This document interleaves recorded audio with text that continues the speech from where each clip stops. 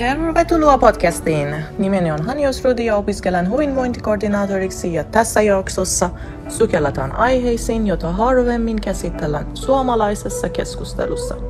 Kaikki tiedämme, että Suomessa on haasteena ikääntyvä väestö ja laskevat syntyvyysluvut, ja samalla työvoimapula kasvattaa tarvetta maahanmuuttajien työllistymisellä. Mutta ristiriita syntyy, kun maahanmuuttajat kohtavat vaikeuksia integroitumisessa ja työpaikan saamisessa.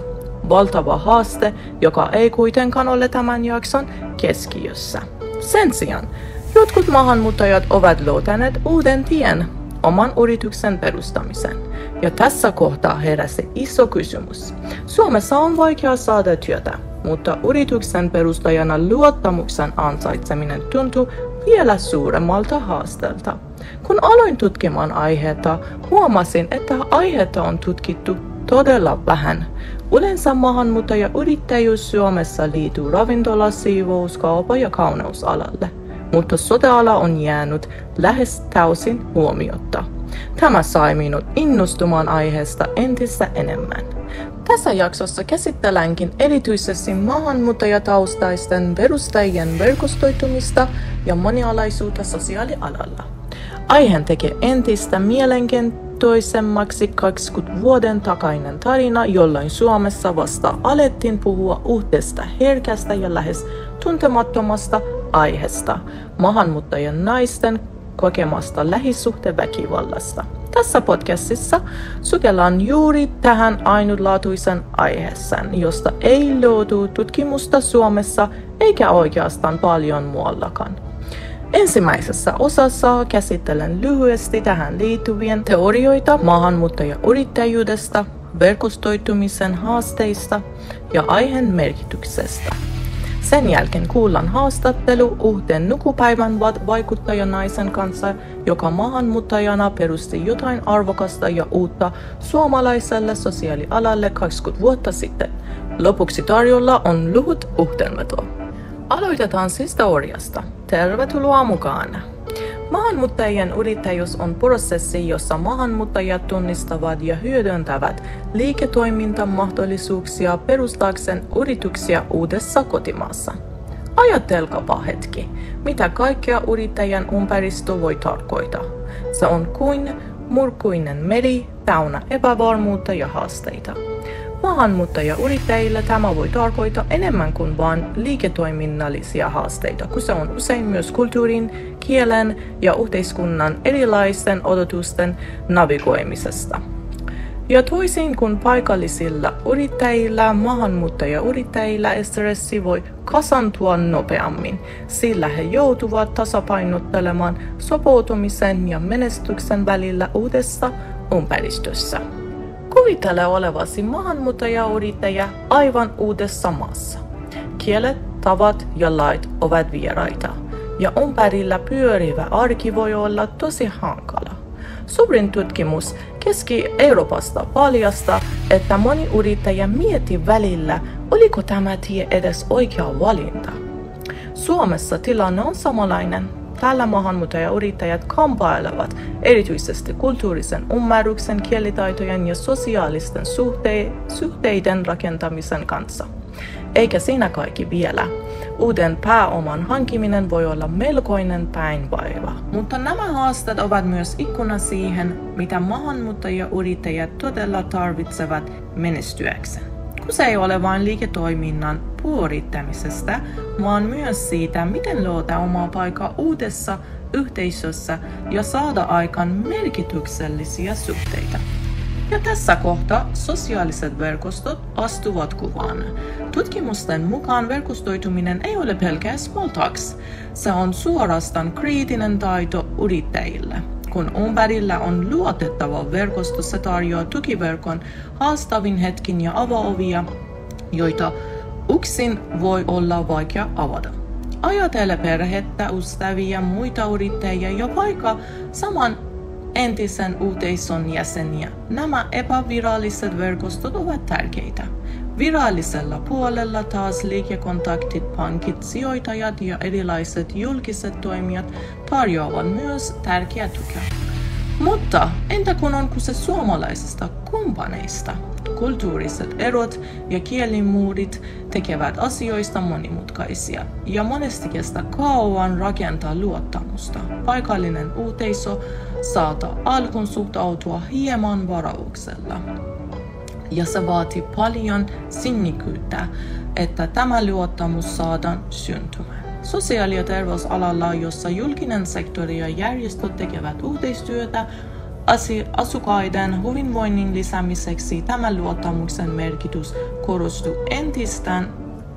entisestään. Hyvä yhteistyö edellyttää, että molemmat osapuolet ymmärtävät ja arvostavat toistensa tapaa toimia. Entä mitä voimme oppia menneisyydestä? Verkostotyö ei ole Suomessa aivan uusi asia, mutta sen merkitys muuttuu ja kehittyy ajan myötä. Kun pohtimme millaisia verkostoja ja tukirakenteita maahanmuuttajayrittäjät tarvitsevat, voimme samalla oppia historiasta ja miettiä, mitä voimme tehdä toisin ja paremmin. Jokainen yrittäjäpolku on yksilöllinen, ja siksi tukiverkostojen rakentaminen on edelleen yhtä ajankohtainen tavoite. No, nyt mennään haastatteluun. Kiitos, että olet mukana tässä jaksossa. Mulla on pari kysymyksiä Monikasta ja yhteistyöstä, ja haluaisin kysyä sinulta, jos on näkemyksistä.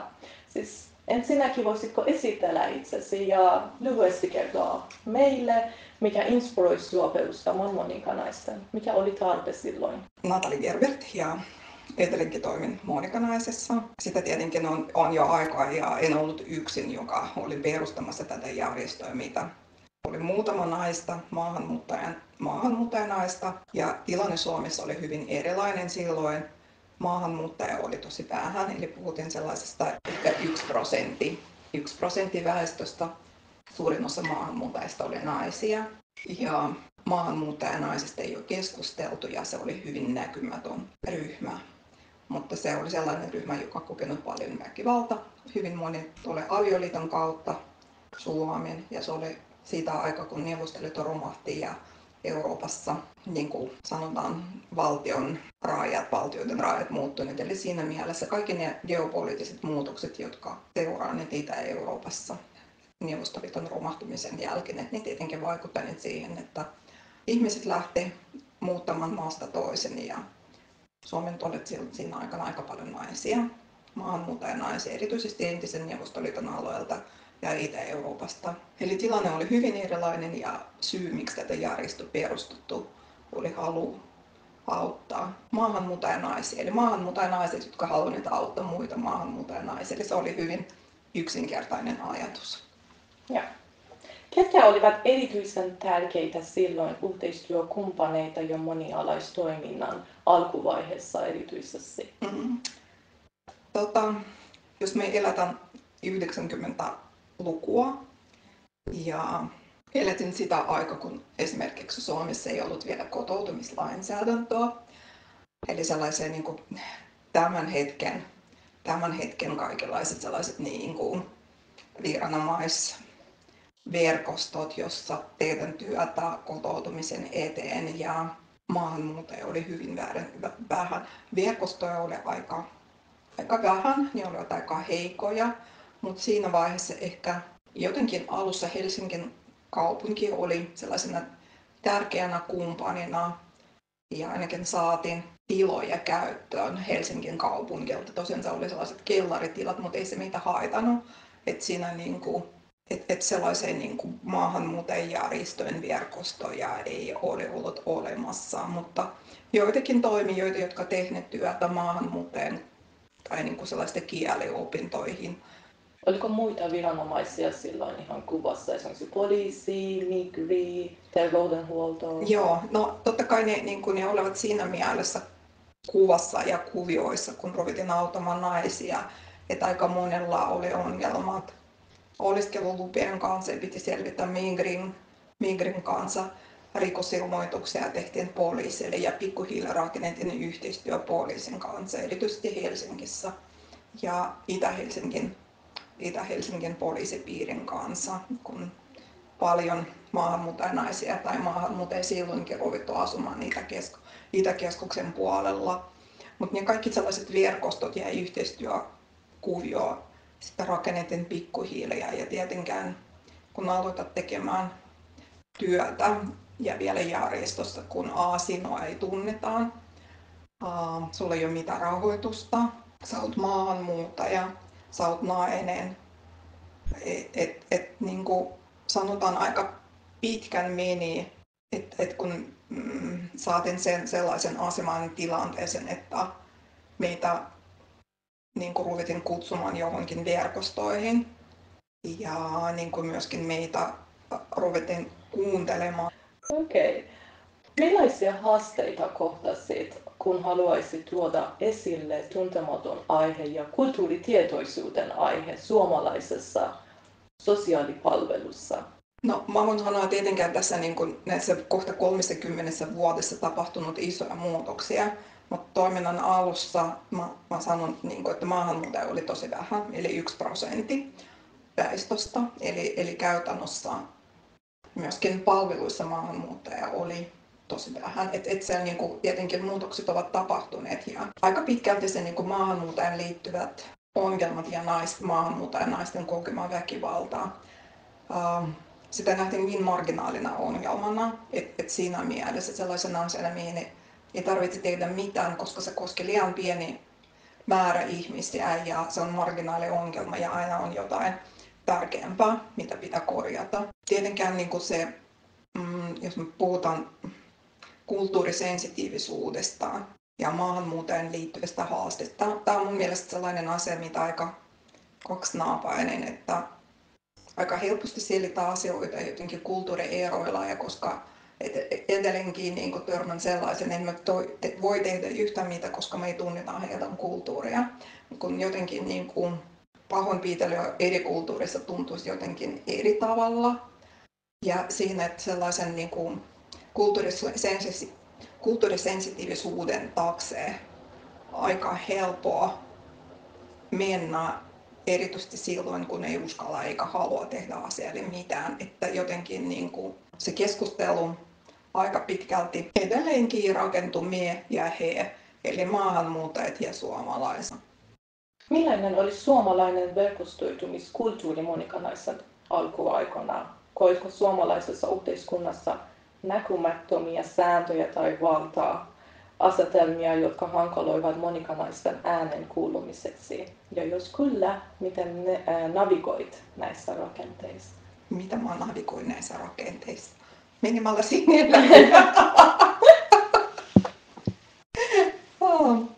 Jos haluat vastata. Jos haluan vastata. No, tämä on niin kiinnostava kysymys. Loppupeleissä kysymys on aina ihmisestä. Ja jos sä pystyt rakentamaan yhteistyötä ihmisten kanssa, jos ne vaikka hyvin erilaisia, sä pystyt verkostoitumaan. Tietenkään niin viralliset verkostot, jotka muodostetaan ja perustetaan jonkun ongelman ympäri.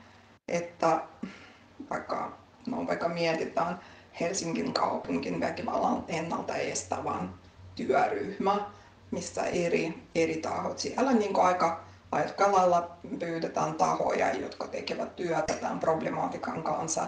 Ja siinä vaiheessa, kun sua tunnistetaan ja sun osaamista tunnistetaan, että niin kutsut rupeaa tulemaan. Mutta se, että pitää tehdä aika paljon työtä, että uutena ja pienenä järjestönä alussa, että ylipäätänsä niin kuin sinun sanomiset suhtaututaan vakavasti tai sua kuullaan.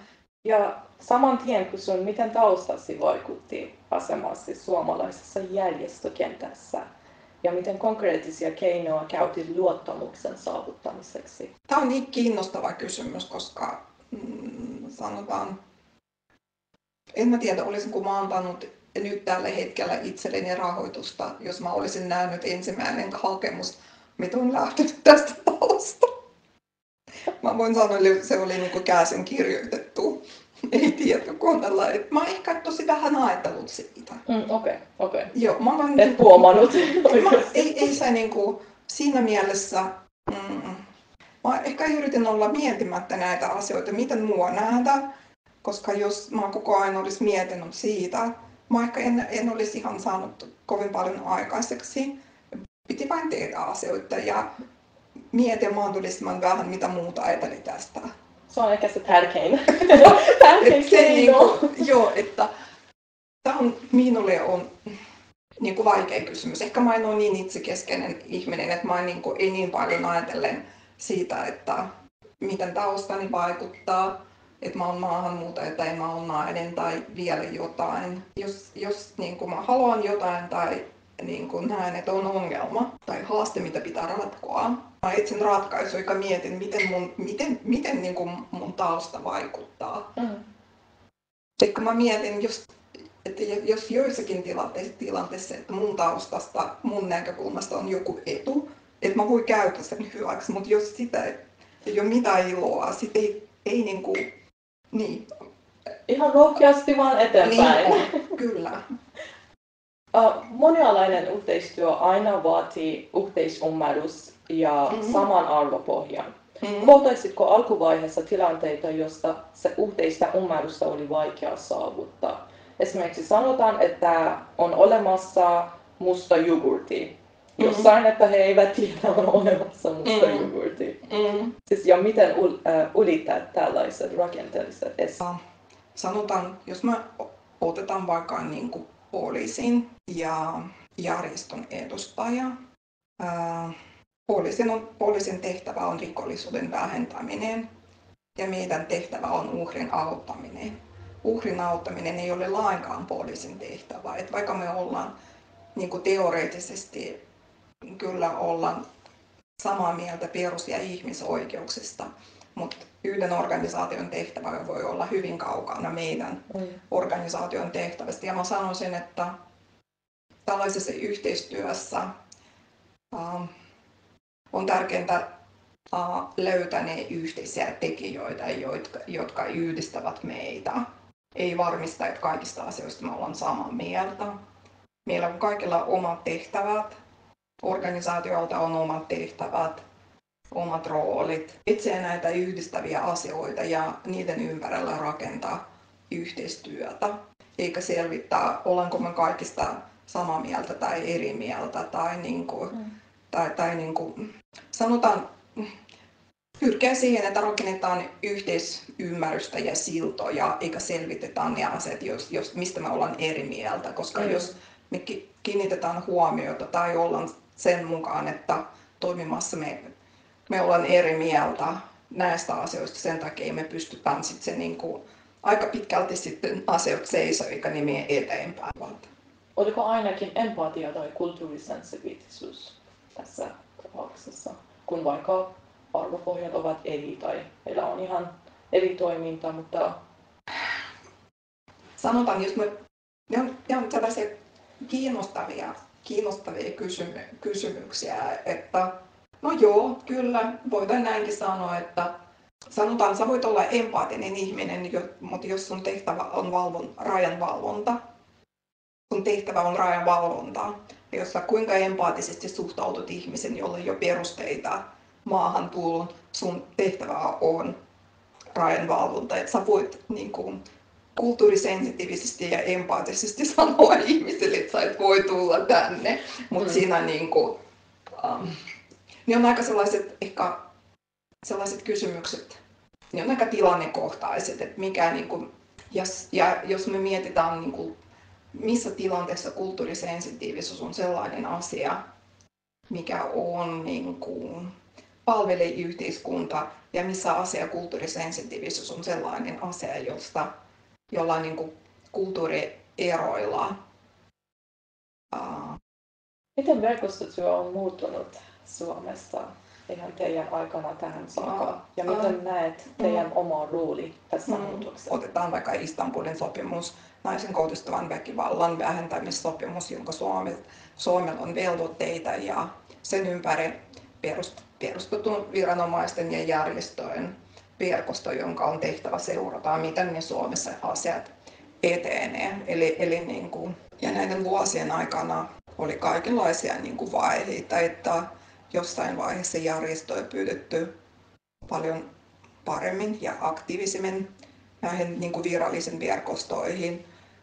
Mutta nyt tällä hetkellä ehkä eletään tällaista kautta, jossa sanotaan moni verkosto tai moni päätös tapahtuu viranomaistasolla. Et siinä mielessä ei välttämättä edes järjestöjä kuulla tai verkostossa järjestön edustus on hyvin muodollinen, että pyydetään jonkun yhden järjestön edustaja ja sillä tavalla nähdään, että tässä on kansalaisjärjestö ja automaattisesti ajatellaan, että joku yksi järjestö pystyy edustamaan koko se järjestökentää. Vaikka järjestöt ovat hyvin erilaisia, järjestöjen arvopohjat ovat hyvin erilaisia, järjestön tehtävät ovat hyvin erilaisia. Että ainakin niin kuin tällä hetkellä se tilanne sellainen, että jos puhutaan verkostotyöstä ja kansalaisyhteiskunnasta, että järjestöillä on ehkä heikompia mahdollisuuksia vaikuttaa kuin vaikka se 10 vuotta sitten. Mutta asiat muuttuu ja tietenkin hallitukset muuttuu. Julkisten palvelujen siirtyminen hyvinvointialueelle on jo muuttanut. Joo, kokonainen vuosi. Miten arvioit tämän muutoksen? Tuliko huotoja vai haittoja organisaation? Voitko antaa esimerkkiä ainakin? Sä puhut verkostotyöstä, eikö niin? Joo. Tai niin kuin siitä, että monialaisuus. Joo, no sanotaan Helsingissä tästä ei kovin paljon mitä muuttunut, koska Helsinki sekä niin kuin kunta että hyvinvointialue, niin on rakenteet omalla tavalla samoja, että tällä niin kuin Helsingissä ei tapahtunut sellaista niin kuin muutosta. Tietenkin niin kuin voin puhua vain tämän niin kuin pääkaupunkiseudun näkökulmasta, että me ollaan kattojärjestöjä, jotka toimivat siellä niin kuin ympäri Suomea, että ainakin mun oma tietoisuutta ja osaamista ei riitä vastaamaan siihen, miten muualla asiat järjestyy. Mutta se niin kuin sellainen tuntuma, että tällä hetkellä vaikka sote-palvelut, sellaiset korjaavat sote-palvelut siirtynyt kunnilta hyvinvointialueille, se tehtäväjako kunnan ja hyvinvointialueen välillä ei välttämättä vielä selkeä. Ja se siinä mielessä, kuka mitäkin tekee vielä sillä alueella, mitkä asiat ovat kunnan vastuulla ja mitkä asiat ovat hyvinvointialueen vastuulla ja miten ne hoidetaan. Ja toiseksi se hyvinvointialueiden taloudellinen tilanne on aika otettua heikompi. Ja sanoisin, että ehkä hyvinvointialueella on pyrkimyksiä ja ne yrittävät rakentaa sellaista niin kuin ainakin tällä pääkaupunkiseudulla hyvää yhteistyötä järjestöjen kanssa, mutta mikä se niin kuin yhteistyön muoto ja miten se tulee jatkossa toimimaan, tällä on vielä sellaista, ei ole vielä näitä selkeitä rakenteita ja mielestäni tässä vaiheessa liian aikaista puhua tästä, että no, nyt niin kuin vajaa 2 vuotta hyvinvointialueet ovat toimineet ja tuottaneet palveluita. Tässä vaiheessa ehkä enemmän kysymysmerkkiä kuin vastauksia, että sanotaan saa nähdä. Palataan tähän kysymyksen 5 vuoden päästä. Jos saisit palata ajassa taaksepäin tässä verkostotyössä, ei mitään muuta. Verkostotyössä. Joo, vain tästä. Tekisitkö jotain ihan toisin verkostotyössä, avoimisessa keskustelussa? Ja mitä neuvoja antaisit jollekin, joka haluaa tuoda uuden ja haastavan aiheen Suomen yhteiskunnallisen keskustelun? Katsoisin niin kuin taaksepäin. Ehkä jossain asioissa voit olla vielä rohkeampi, mutta kaiken ehkä ei riitä aikaa. Mutta se, mitä neuvoa mä antaisin, jos joku haluaa perustaa organisaatio ja tuoda uusia vaikeita asioita, tietenkään niin kuin rohkeutta. Myöskin omaa osaamista. Ei riitä, että sä haluat tuoda jonkun vaikean asian. Ja osaamisella ei vain substanssiosaamista, että sä tiedät kaikki tästä asiasta, mutta myöskin osaamista, miten sä rakennat organisaatiota, miten sä priorisoit. Jos puhutaan järjestöistä, että ei varmasti erityisesti järjestön alkuvaiheessa. Mä voin sanoa, jos järjestön alkuvaiheessa nämä ihmiset, jotka olivat tässä töissä, kävelle työehtosopimus kädessä ja olisi laskeneet ne työtunnit, mitä on tehty, mitä ne olisi. se alussa vaatii tosi paljon työtä ja vapaaehtoista työtä ilman niin kuin mitään sellaista taloudellista korvausta. Se pitää hyväksyä sen, että ei välttämättä tämä asia mitenkään onnistu. Ei välttämättä se asia, mitä siinä oli tärkeää, herätä kiinnostusta yhteiskunnasta, jos on todella iso ja todella niin kuin merkittävä asia. Sitten se pitää varautua siihen, että menee aikaa ennen kuin yhteiskunta herätään.